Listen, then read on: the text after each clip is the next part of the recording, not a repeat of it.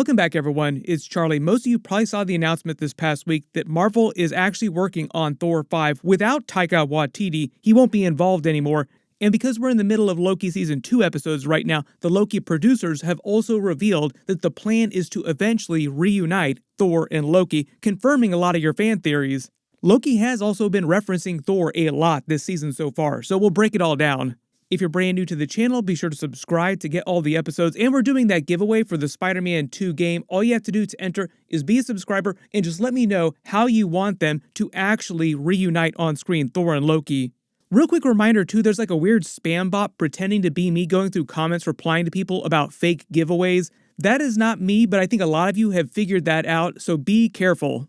But earlier this year, we heard Marvel was going to do Thor 5 at some point. There were a bunch of comments from Taika Waititi and Chris Hemsworth separately revealing some of the plans for the future of the Thor character. But the real big change recently is that it seems like Taika Waititi is out. He's no longer part of the project. So if you hated Thor Love and Thunder, this is good news for you. But Taika did reveal some of the plans for the future of the Thor character. What the trades are reporting is Taika Waititi talking about what they would do after Thor 4 Love and Thunder, and this is his quote. He says, "What's left to do with him?" talking about Thor himself. It's got to be something else that feels like it's carrying on with the evolution of the character, but still in a very fun way and still giving him things to come up against that feel like they're building on obstacles that he has to overcome. I don't think we can have a villain that's weaker than Hela. I feel like we need to have a step up from there and add a villain that's somehow more formidable. I think that even though Taika is off the movie apparently, his comments about the future of Thor will still hold true just in general. They've already set up this arc with Hercules and the gods going after Thor, trying to kill him. I'll explain that in a second. That might wind up being a completely separate thing because Taika Waititi was talking about that recently, saying that he wasn't going to be involved with that.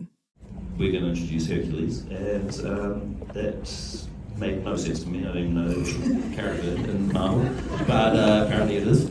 And it is good. I know it's opening up a whole new thing, which I won't be invited to go come and be part of, but I'm happy for everyone who loves Greek gods. In talking more about the lead up into the next Avengers movies, that's sort of the beginning of this Kang multiverse, new Avengers stuff all coming together in a clearer way. Marvel Phase 5 is sort of like the march as they bring them all slowly together. By the end of Marvel Phase 5, so the beginning of Marvel Phase 6, there is a version of the new Avengers team. That'll start to happen in Captain America 4, New World Order, like the Falcon Captain America will slowly start putting his quote-unquote team together, and that is the new Avengers team. And currently right now, Thor is one of the few remaining original core Avengers. I just did a bunch of Captain America 4 New World Order and Thunderbolts videos because there's a big World War Hulk plot, big Hulk related plot that's flowing through those with Red Hulk, with Bruce Banner's Hulk, and with Scar, son of Hulk. Just in terms of Chris Hemsworth's character, we last saw him at the end of Thor Love and Thunder, and at the end of that movie he agreed to raise Gorr's resurrected, now super child named Love, resurrected by Eternity, the child of Eternity. That's where her superpowers came from. And they just go on adventures together around the universe helping people, giving the movie its title. They are both Love and Thunder, going around helping people. Here's where we start to get to the plot of the next Thor movie. Like, Love will not be a big character in that, but when the events of the movie pick up, Thor will still be doing what he's doing now, going around helping people. The Jane Foster stuff, sacrificing herself and then going to Valhalla when she dies, is also meant to be more of an Avengers 6 Secret Wars teaser. Eventually she will come back. Per the rules they set up in Moon Knight, I think the reason she ended up there is because she formed a contract with the Hammer. Like, even though Moon Knight himself did not believe in the Egyptian afterlife, he formed a contract with Khonshu to become Moon Knight, and that's why he wound up in the Duat. As far as I know, she, Heimdall, the original Loki from the 616 Marvel Universe, not coming back during Thor 5. It's always possible, but I think it's meant to be more of a Secret Wars teaser, and eventually we will see versions of them slowly cameo in other future movies. Some of them won't come back permanently, some of them will just be cameos. But that's the whole reason why they tease Valhalla in another dimension. Like, oh, they're all still here. They can come back to the main MCU dimension eventually. Now, when the Loki Season 2 producers said that Marvel was planning on reuniting Thor and Loki, I think they were referencing the current version of Loki that we're watching on the Loki series, like the variant who's at the TVA. So the original Loki could still come back, but I think creatively Marvel is just focusing all their attention on reuniting Thor with this new version of Loki and how that would complicate their reunion. Think about it this way, even though we've been seeing this Loki in Marvel Phase 4, Marvel Phase 5, he basically skipped over a bunch of Marvel movies much earlier in the timeline. So he went through a totally different character arc than the original Loki, so his relationship with the main Thor would probably be a little bit different. You have to imagine Thor's eyes glazing over, though, in confusion when Loki tries to explain time travel, the TVA to him, everything that's happened with all the Kang variants. The Hercules post-credit scene is really just about setting up the next Thor movie, not so much about Avengers 5 Kang Dynasty or Avengers 6 Secret Wars, but Hercules might also appear in Secret Wars in a cameo too. Do you understand me, Hercules? Do you understand me, my son? Yes, Father. Because every character in the history of Marvel is supposed to have some kind of cameo in that movie. Like, think the portal scene from Avengers Endgame times 100. You want more? Yes, we wanted more. Bring every single character ever. Even Howard the Duck was in the portal scene in Avengers Endgame, so if Howard the Duck made it into the first version of that, you have to imagine the most obscure of characters will probably make it into the Secret Wars version of that. But when Zeus tells Hercules to go kill Thor and creates this larger plan to make the lesser beings, normal people, fear the gods again, because the whole theme in the movie is that people have turned away from the gods, they also address that during Moon Knight as well. Way fewer people across the universe believe in gods. So as a way to make the people fear them again, Zeus is having Hercules kill Thor in broad daylight, so to speak. They will fear us again when Thor Odinson falls from the sky.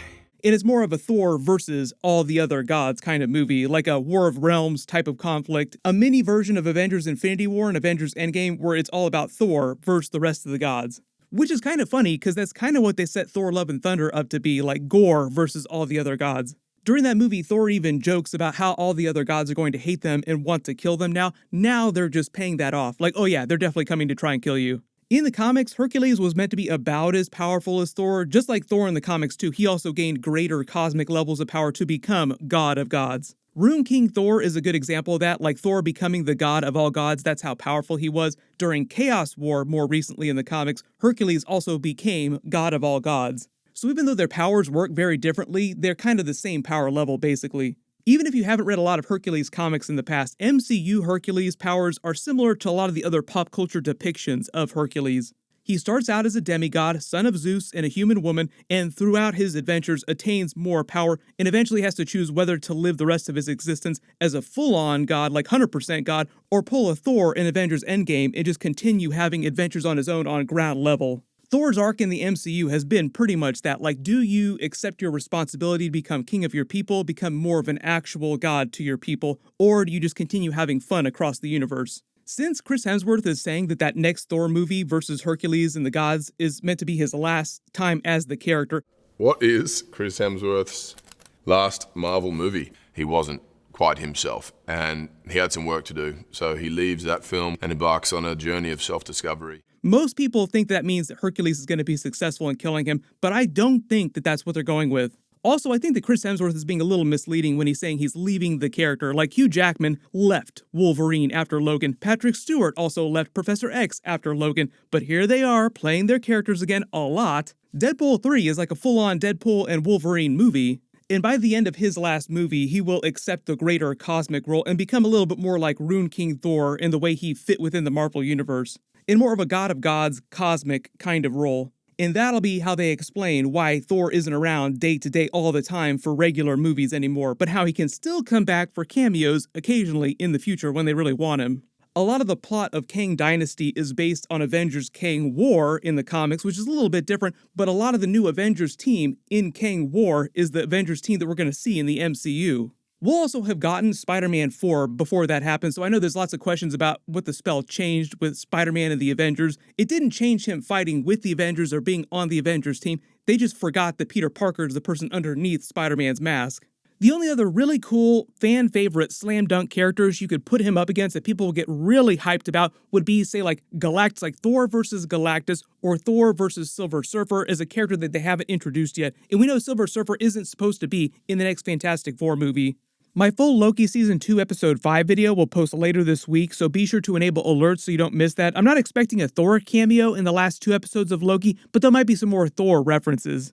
Big reminder that Invincible Season 2 episodes are also starting this week. Congratulations, Crunchy Frog 1709, you're the giveaway winner from my last big Marvel video. Please email me on the About page of my channel so I can get your contact details.